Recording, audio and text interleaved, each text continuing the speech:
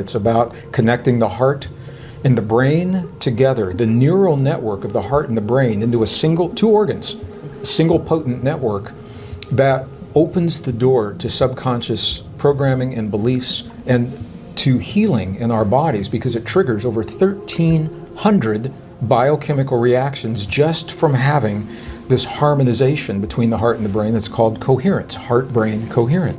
It's a shift in focus, a shift in breath, and a shift in feeling. A shift in focus from the world out there into the heart, number one. Number two, slower breathing. We trigger the parasympathetic nervous system. It's the relaxation response. So it doesn't make any difference what the times are. It's just that the release needs to be longer, the inhale. So if you're inhaling for a count of 4, and then you release for a count of 6.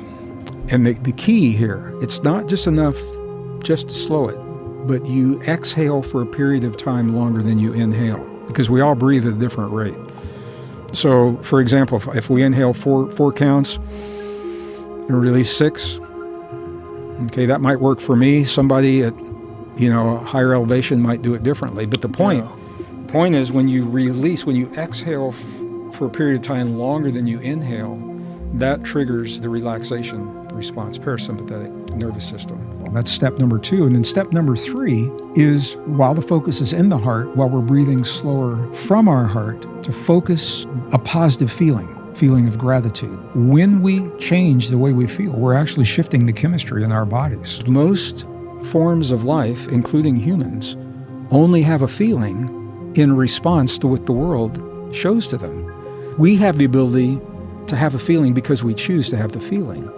And what the science is showing is that the feeling of gratitude almost 100% works for everyone. Once we accomplish that coherence, just from 3 minutes, the immune system is strengthened, and scientific evidence shows this. The SIGA, first level immune response in the lining of the mouth, is strengthened more than many antibiotics can do. This is what the researchers found. We awaken the longevity enzymes. We trigger the healing of the telomeres, an enzyme called telomerase that is awakened from this process. We actually relieve stress and heals all the way down to the molecular level. A minimum of 3 minutes will increase the DHEA levels over 100%, precursor to every other hormone in the body, male and female both, without taking any supplements or changing a diet or anything.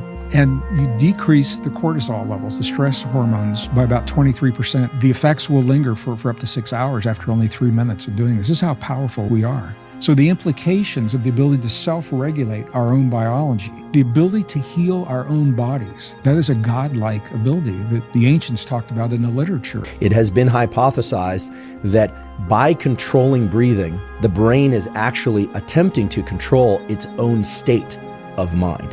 If that seems a little bit abstract, I'll make it simple for you. By changing your pattern of breathing, you can very quickly change what your brain is capable of doing. In fact, while you inhale, you are far better at learning and remembering information than during an exhale, and it is a very significant difference. If you wake up in the middle of the night and you're having trouble falling back asleep, try just doing some long extended exhales. And get this sounds really weird, but it has a basis in physiology. Keep your eyes closed and just move your eyes from side to side behind your eyelids like this, back and forth. Do some long exhales. I can't promise, but I'm willing to wager like maybe one pinky that within 5 minutes or so, you'll be back to sleep.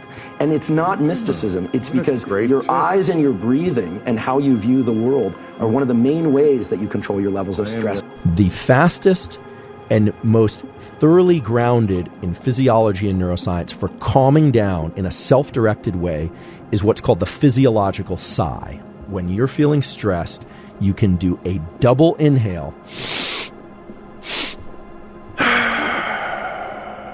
long exhale. When we do a double inhale, even if the second inhale is sneaking in just a tiny bit more air, because it's kind of hard to get 2 deep inhales back to back, you do big deep inhale and then another little one sneaking it in, the little sacs in your lungs, the alveoli of the lungs, those tend to collapse as we get stressed, and carbon dioxide builds up in our bloodstream, and that's one of the reasons we feel agitated as well. But when you do the double inhale exhale, the double inhale reinflates those little sacs of the lungs, and then when you do the long exhale, that long exhale is now much more effective at ridding your body and bloodstream of carbon dioxide, which relaxes you very quickly. Inhales speed the heart up, exhales slow your heart rate down. Now, of course, even though you can double up on inhales or even triple up on inhales, sooner or later, if you inhale, you're going to have to exhale. All right, and the converse is also true, of course.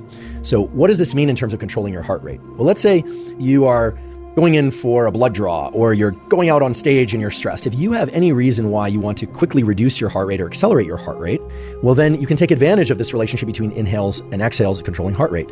If you want to increase your heart rate, you can simply inhale longer and more vigorously relative to your exhales. And if you want to decrease your heart rate, well, then you're going to make your exhales longer and or more vigorous than your inhales. In fact, this process, which is called respiratory sinus arrhythmia, is the basis of what we call heart rate variability. And it really forms the basis of most all breathing practices. If you look at any breathing practices, whether or not it's Wim Hof breathing, Tumo breathing, the key with coherent breathing is you shouldn't have to think about it.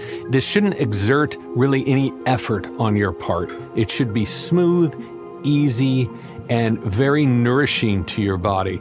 How many times a day I should do the breathing exercises? How anxious are you?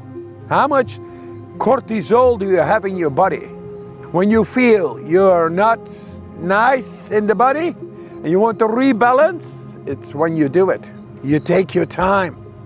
You go by your intention. Hey, now I'm going to get into the depth of myself and cleanse myself on the sofa, in bed, and become tranquil, balanced, poised, mindful, into the depth.